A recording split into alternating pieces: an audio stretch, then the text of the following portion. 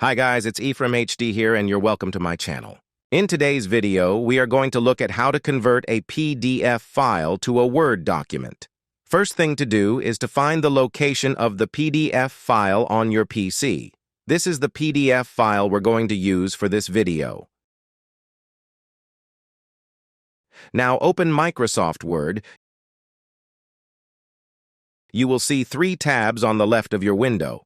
Click on Open and then click on Browse. And now select the PDF file you want to convert, and then click on Open.